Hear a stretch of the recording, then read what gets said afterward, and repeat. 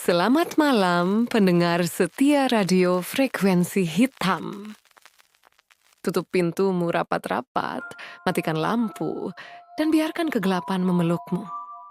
Karena malam ini, aku akan membisikkan kisah yang seharusnya tidak pernah diceritakan. Sebuah cerita yang mengendap di lorong waktu, menunggu untuk ditemukan. Dan saat kau mendengarnya, jangan kaget jika ada suara napas di belakangmu. Selamat datang di malam yang tidak akan kau lupakan.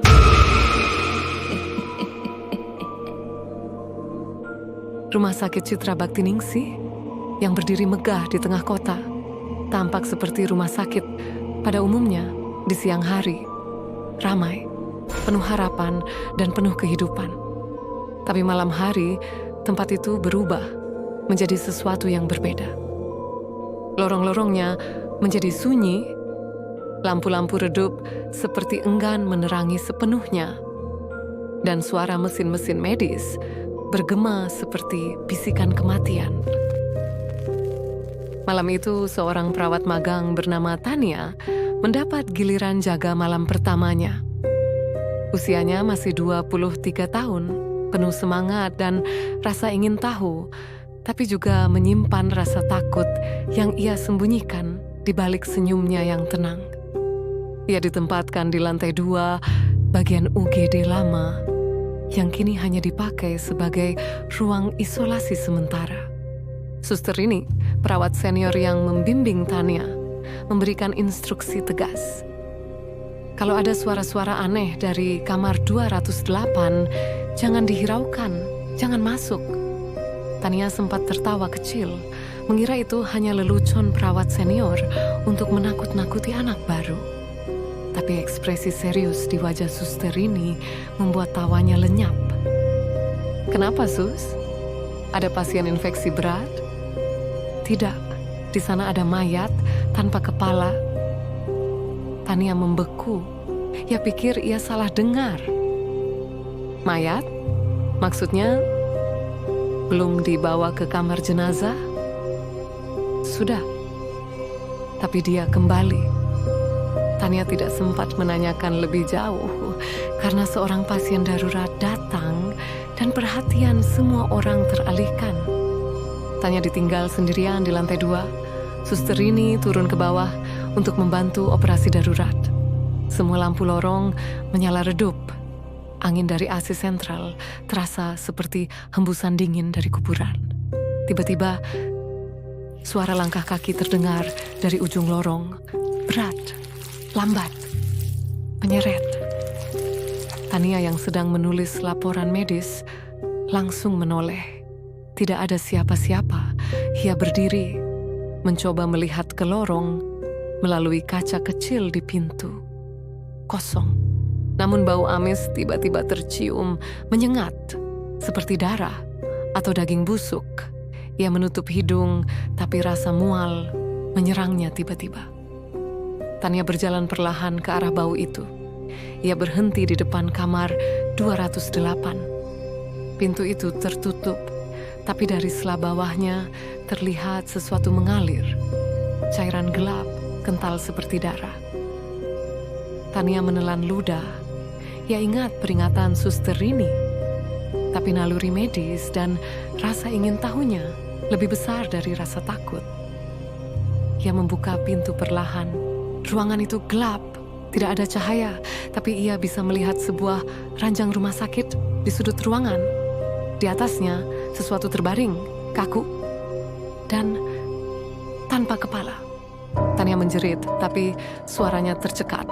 Sosok itu duduk perlahan dengan gerakan kaku dan menoleh meski tidak punya kepala, arahnya ke Tania. Darah mengucur dari leher buntungnya, mengotori lantai.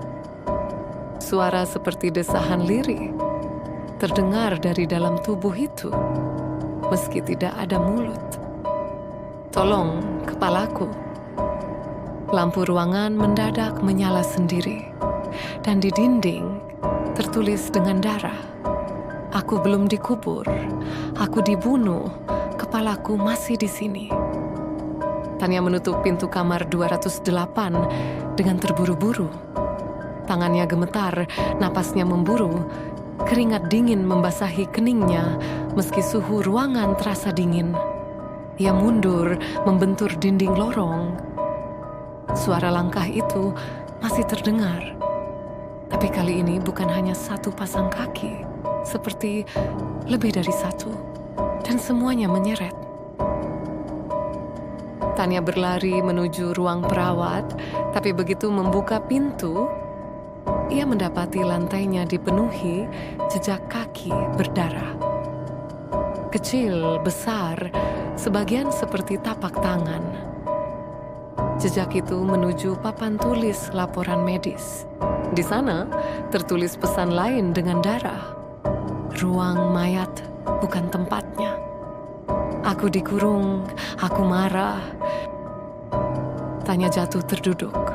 Ia mulai paham, ini bukan sekadar arwah gentayangan. Ini adalah roh penuh dendam. Beberapa menit kemudian, lift di ujung lorong terbuka. Suster ini keluar dengan ekspresi panik. Tania, kenapa kamu diam di sini? Kamu masuk ke kamar 208 ya?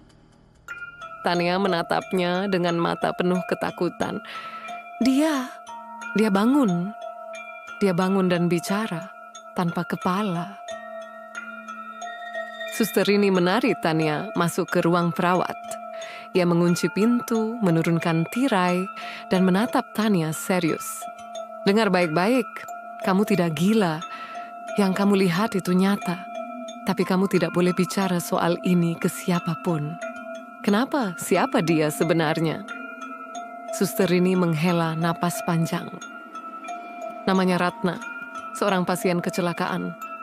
Tubuhnya ditemukan tergeletak di jalan tanpa kepala. Kami menerima jenazahnya 3 minggu lalu. Kepala tak pernah ditemukan. Terus kenapa?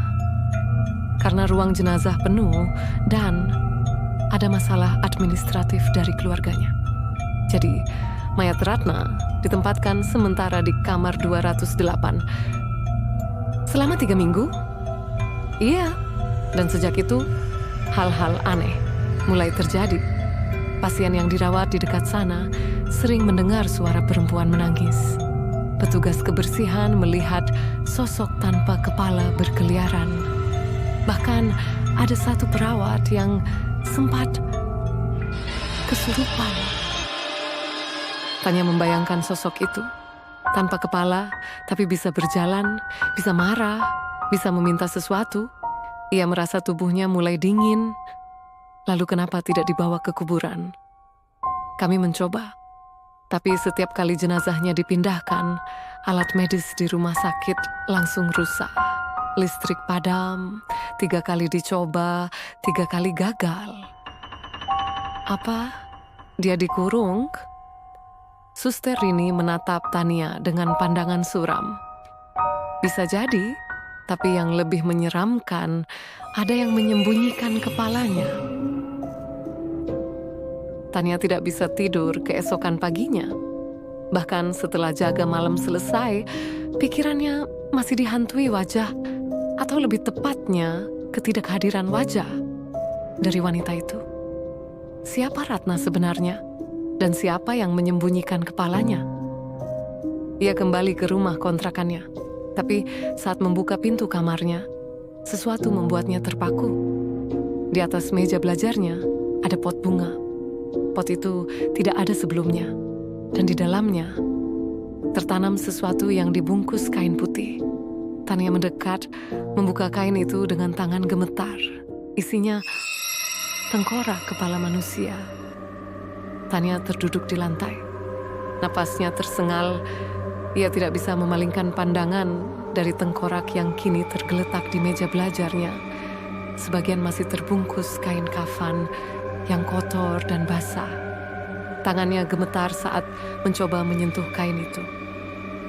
Tapi sebelum sempat menyentuhnya, suara ketukan terdengar di jendela kamarnya. Ia mendongak. Jendelanya di lantai 2, tidak mungkin ada orang di sana. Perlahan ia berdiri, mendekat ke jendela. Tidak ada siapa-siapa. Tapi kaca jendela itu berembun, seperti ada yang menghela napas dari luar. Dan di embun itu ada tulisan, "Aku mau pulang." Tania menjerit dan menutup tirai. Ia tidak bisa tinggal di kamar itu lebih lama. Ia ambil tas, ponsel, dan keluar dari rumah kontrakannya. Tapi sebelum meninggalkan pintu, ia menoleh sekali lagi ke dalam. Tengkorak itu sudah tidak ada. Siang itu, Tania kembali ke rumah sakit. Ia tidak tahan hanya diam. Ia merasa harus tahu kebenaran, bukan hanya demi dirinya sendiri, tapi juga demi Ratna. Ia mencari Suster Rini, tapi tidak ada di lantai 2. Tania turun ke ruang arsip, tempat catatan medis, dan kematian disimpan. Di sana, ia menyelinap masuk, berpura-pura menjadi staf bagian administrasi. Ia menemukan berkas Ratna. Nama lengkap, Ratna Sari Dewi, usia 27 tahun, masuk rumah sakit tanggal 4 April 2025 sebagai korban kecelakaan lalu lintas. Keterangan, jenazah ditemukan tanpa kepala. Diduga korban mutilasi pasca kecelakaan. Kasus dalam penyelidikan. Tapi yang membuat bulu kuduk Tania berdiri adalah catatan terakhir di berkas itu. Dokumen kematian diubah atas permintaan dokter Bayu Haryanto. Alasan, kepentingan internal investigasi forensik. Tania mengenal nama itu. Dr. Bayu adalah kepala forensik rumah sakit. Orang yang katanya sangat tertutup dan jarang berinteraksi dengan staf. Tania merasa semuanya semakin aneh. Ia lalu mengecek CCTV ruang 208 dari ruang keamanan. Tapi saat mencoba mengaksesnya, muncul pesan error. File rusak, gambar tidak tersedia. Namun saat ia akan menutup komputer itu, satu rekaman muncul sendiri. File tanpa nama. Berdurasi 12 detik. Tania memutarnya. Video itu memperlihatkan kamar 208, gelap. Tapi ada satu sosok berdiri di sudut, Suster Rini. Ia membawa sesuatu, kepala manusia yang terbungkus kain. Ia memasukkannya ke dalam tas medis, lalu meninggalkan ruangan. Tania terpaku. Mulutnya menganga. Suster Rini tahu di mana kepala itu. Malam hari, Tania kembali ke rumah kontrakan. Ia menunggu, takut, tapi juga penasaran. Kepalanya dipenuhi pikiran tentang tengkorak yang tiba-tiba muncul, lalu menghilang. Tengah malam, ia terbangun oleh suara langkah kaki di atap rumah, lalu suara bisikan sangat dekat di telinganya. Temukan kepalaku sebelum aku mengambil kepalamu. Ia menjerit dan bangun, tapi kamarnya kosong. Semua seperti mimpi buruk, kecuali saat ia melihat ke meja. Di sana kembali ada kain kafan basah. Dan kali ini ada foto kecil yang diselipkan di dalamnya. Foto itu memperlihatkan Dr. Bayu, Suster Rini, dan Ratna. Tapi dalam foto itu, Ratna masih hidup dan sedang tersenyum bersama mereka berdua. Tania berbisik ketakutan. Jadi, kalian saling kenal? Tania menatap foto itu dalam diam. Tangan kirinya gemetar saat menyentuh gambar Ratna yang tersenyum, duduk di antara Dr. Bayu dan Suster Rini. Wajah mereka tampak akrab, bukan seperti staf medis dan pasien, tapi seperti keluarga. Ia tahu ia harus bicara dengan salah satu dari mereka. Tapi siapa yang bisa dipercaya? Suster Rini yang semalam memperingatkan agar tidak masuk ke kamar 208, atau Dr. Bayu yang menyimpan kepala Ratna dan mengubah dokumen kematian. Tania memilih menemui Dr. Bayu lebih dulu. Ruangan forensik berada di lantai basement, area yang jarang dikunjungi staf biasa. Pintu besi berat dan bau desinfektan menyengat menyambutnya saat ia masuk. Dokter Bayu sedang mencatat hasil otopsi ketika Tania mengetuk. "Maaf, dokter. Boleh saya bicara sebentar?" Dokter Bayu menatapnya sebentar, lalu mengangguk. "Perawat baru ya, Tania, kan? Ada apa?" Tania langsung meletakkan foto itu di atas meja. "Saya tahu ini bukan prosedural, tapi saya harus tahu kebenarannya. Siapa sebenarnya Ratna?" Mata Dokter Bayu sedikit melebar. Ia menutup berkas otopsinya perlahan. "Kau sudah melihat terlalu banyak. Saya hanya ingin tahu kebenarannya." Dokter Bayu berdiri dan berjalan ke lemari di belakangnya. Ia mengambil sebuah map merah, bertuliskan rahasia internal, dan meletakkannya di atas meja. Ratna bukan korban biasa. Dia adalah subjek penelitian. Tania menahan napas. "Penelitian maksudnya dia relawan?" "Tidak, dia adalah korban." Dokter Bayu membuka map itu. Di dalamnya ada dokumen-dokumen tentang proyek terapi regenerasi otak, sebuah eksperimen ilegal yang dilakukan secara diam-diam oleh beberapa dokter rumah sakit, termasuk dirinya sendiri dan Suster Rini. "Kami mencoba mengembangkan terapi eksperimental untuk menghidupkan kembali fungsi otak mati dengan cara menghubungkan kepala manusia ke tubuh baru."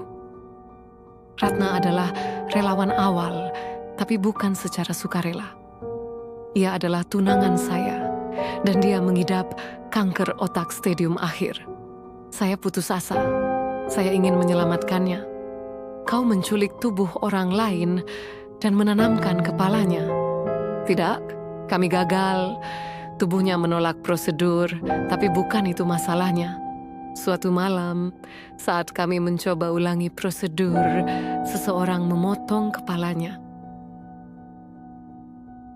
Tania menelan ludah. "Siapa?" Dokter Bayu menunduk.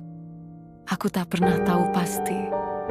Tapi hanya ada satu orang yang bersama kami malam itu, Suster Rini." Tania keluar dari ruang forensik dengan kepala penuh pertanyaan. "Suster Rini melakukan itu? Kenapa?" Tania langsung naik ke lantai 2. Ia ingin menemui Suster Rini. Tapi ketika ia tiba di ruang perawat, tidak ada siapa-siapa. Pintu kamar 208 terbuka. Tania berjalan perlahan ke sana. Di dalamnya gelap, hening.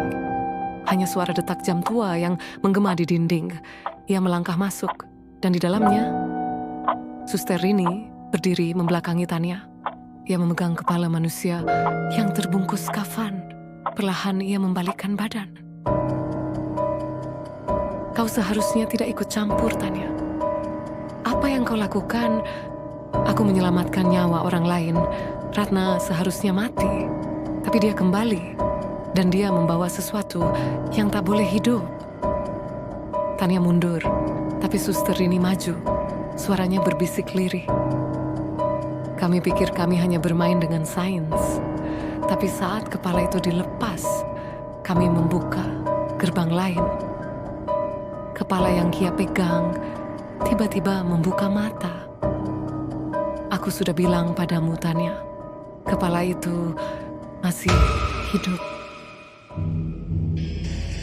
Lampu ruangan berkedip, angin dingin berputar, dan dari balik dinding, sosok tanpa kepala muncul lagi. Tubuh Ratna. Darah menetes dari leher buntungnya. Ia merentangkan tangan, menunjuk ke arah kepala yang dipegang Suster Rini. "Kembalikan." Tania menjerit saat tubuh itu mulai mendekat, tapi alih-alih menyerang, tubuh itu hanya berlutut, menanti, seolah tahu waktunya telah tiba. Suster Rini meletakkan kepala itu di ranjang, dan tubuh itu perlahan mengambilnya, meletakkan di lehernya sendiri. Dan saat itu terjadi, semua lampu padam, ruangan gelap, dan terdengar suara napas suara langkah, suara tertawa lirih. "Terima kasih, Tania." Lalu semuanya hening. Saat lampu kembali menyala, Tania mendapati dirinya sendirian di kamar 208. Tidak ada suster Rini, tidak ada tubuh Ratna, tidak ada kepala. Semua lenyap. Tapi bau darah dan kafan basah masih menempel di udara. Tania berdiri perlahan, tubuhnya gemetar hebat. Ia tahu satu hal pasti, Ratna sudah mendapatkan kepalanya kembali. Namun yang membuat Tania tidak bisa berhenti berpikir adalah kalimat terakhir yang ia dengar. "Terima kasih, Tania." Itu bukan suara mayat, itu suara hidup. Keesokan paginya, suasana rumah sakit berubah. Semua terasa lebih gelap, lebih lambat, dan anehnya lebih dingin. Beberapa pasien mulai mengalami hal aneh. Mimpi buruk yang sama tentang wanita tanpa kepala. Salah satu dokter pingsan di lorong menggenggam lehernya sendiri sambil berteriak bahwa ada yang mencoba mengambil kepalanya. Tania merasa ada sesuatu yang telah bangkit dan tidak sekadar kembali hidup, tapi membawa sesuatu dari dunia lain. Ia mencoba menemui Dokter Bayu lagi, tapi ruang forensik terkunci. Saat ia memaksa masuk, ia menemukan meja berantakan, darah tercecer di lantai, dan tulisan di dinding dipahat dengan benda tajam. "Kau harus menyelesaikannya, Tania." Hari berikutnya, Tania menerima sebuah amplop di meja tugasnya. Tidak bertanda. Di dalamnya ada selembar surat, ditulis dengan tangan gemetar. Ratna bukan korban eksperimen. Dia adalah medium. Saat masih hidup, dia bisa melihat dan berkomunikasi dengan roh. Kami memanfaatkannya untuk proyek rahasia ini, tapi kami salah besar. Saat dia mati, rohnya tidak pergi. Tapi saat tubuh dan kepalanya disatukan kembali, bukan dia yang kembali. Tubuh itu bukan Ratna lagi. Itu ada, "Tolong hancurkan kepala itu sebelum terlambat." Tertanda Bayu. Tania gemetar membaca surat itu. Jika itu benar, maka yang bangkit bukanlah Ratna, tapi sesuatu yang memanfaatkan tubuh Ratna sebagai pintu masuk. Ia teringat mata di kepala yang dipegang suster ini. Mata itu terbuka sendiri. Dan sekarang orang-orang mulai hilang. Petugas kebersihan, suster, pasien, bahkan seorang dokter. Tidak ada penjelasan, hanya ada jejak darah menuju area ruang bawah tanah yang sudah lama ditutup karena renovasi. Tania merasa semua jawabannya ada di sana. Malam itu, ia turun ke lantai basement. Lorong-lorong gelap dan dingin menyambutnya seperti lorong neraka. Cahaya dari senter kecil di ponselnya hanya cukup menerangi beberapa meter ke depan. Di salah satu pintu tua yang hampir rubuh, ia menemukan jejak darah mengarah ke dalam. Ia masuk. Dan di sana, ia menemukan sebuah ruang ritual. Lilin menyala di sudut ruangan. Simbol aneh tergambar di lantai. Dan di tengah ruangan, Ratna duduk bersila, atau makhluk yang memakai tubuh Ratna. Matanya bukan lagi mata manusia, hitam legam, kosong, memantulkan sesuatu yang tak berasal dari dunia ini. Tania ingin lari, tapi tubuhnya kaku, mulutnya terkunci. Ratna berdiri perlahan, tubuhnya bergerak dengan gerakan yang tak lazim, seperti wayang yang ditarik paksa. "Kau sudah sejauh ini, Tania. Kenapa tidak menyelesaikannya? Apa yang kau inginkan? Tubuh ini hanyalah awal, tapi aku butuh satu lagi. Tubuh yang masih segar, jiwa yang masih kuat, milikmu." Tania berusaha berlari, tapi darah dari lantai seperti hidup. menggenggam kakinya, menariknya jatuh. Ratna berjalan mendekat, tangannya memegang pisau bedah. Kepalamu akan jadi pintu kedua, agar aku bisa sepenuhnya kembali. Tepat saat pisau itu hampir menyentuh lehernya, Dr. Bayu muncul dari bayang-bayang dan melemparkan cairan ke tubuh Ratna. Api menyala, tubuh itu terbakar, menjerit dalam suara yang tak manusiawi. Tania menjerit dan berhasil melepaskan diri. Mereka berdua berlari keluar, meninggalkan suara jeritan yang menggema di lorong bawah tanah. Keesokan harinya, kebakaran kecil dilaporkan di ruang bawah tanah, tapi tidak pernah ditemukan penyebabnya. Beberapa catatan rumah sakit hilang, nama Ratna dihapus dari sistem, seolah ia tidak pernah ada. Dr. Bayu menghilang, tidak ada yang tahu kemana ia pergi. Tania mengundurkan diri seminggu kemudian, tapi sebelum pergi, ia membuka laci terakhir di ruang perawat dan menemukan sebuah foto. Foto dirinya sedang tertidur di kamar, dan di belakangnya, Ratna berdiri tanpa kepala. Dengan tulisan di balik foto, "Kau belum mengembalikan semuanya." 1 minggu berlalu sejak kebakaran di ruang bawah tanah rumah sakit. Tania pindah ke kota lain. Ia mencoba melupakan segalanya. Suara tangisan dari lorong, tubuh tanpa kepala, wajah Ratna yang kosong, dan fakta bahwa sesuatu yang bukan manusia pernah mencoba mengambil tubuhnya. Namun, ada satu hal yang terus menghantuinya. Foto terakhir yang ia temukan. Ratna berdiri di belakangnya tanpa kepala. Dan pesan itu, "Kau belum mengembalikan semuanya." Ia mulai bermimpi buruk tiap malam. Mimpi tentang dirinya terbaring di atas ranjang operasi. Matanya terbuka, tapi tubuhnya tidak bisa bergerak. Di sekelilingnya, dinding rumah sakit membusuk. Bau darah dan formalin membanjiri udara. Di atasnya, sesosok wanita berdiri sambil membawa kepala yang menghitam dan membusuk kepala Ratna. "Kau masih hidup, tapi tidak lama lagi." Suatu malam, Tania memutuskan pergi ke tempat terakhir. Ia melihat Dr. Bayu, rumah pribadinya yang sekarang ditinggalkan. Ia ingin jawaban, kepastian. Ia ingin tahu, apakah Ratna benar-benar telah musnah? Rumah itu sepi dan terkunci rapat.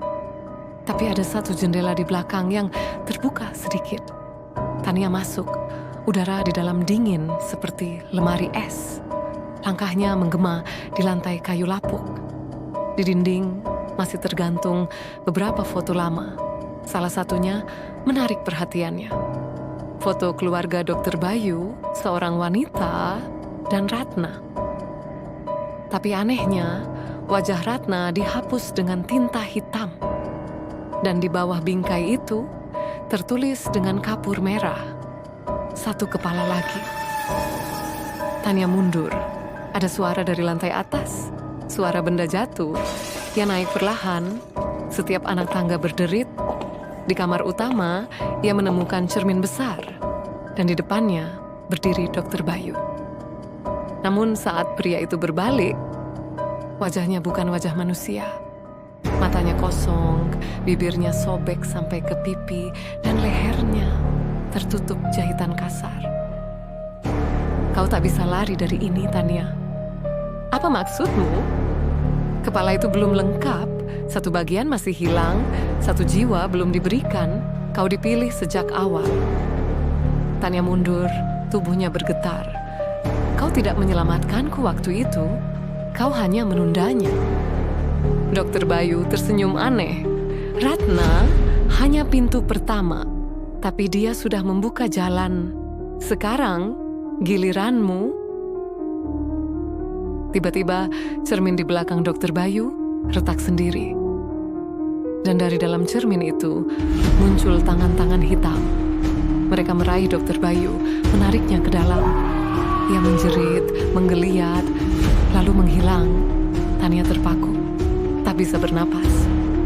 Di permukaan cermin yang retak itu, perlahan muncul wajahnya sendiri, tapi tanpa kepala. Ia menjerit dan lari keluar dari rumah itu, jatuh di halaman, terengah-engah. Tapi begitu menengadah ke langit malam, bintang-bintang menghilang satu persatu. Langit berubah menjadi gelap pekat, dan angin dingin berbisik, Tania, giliranmu.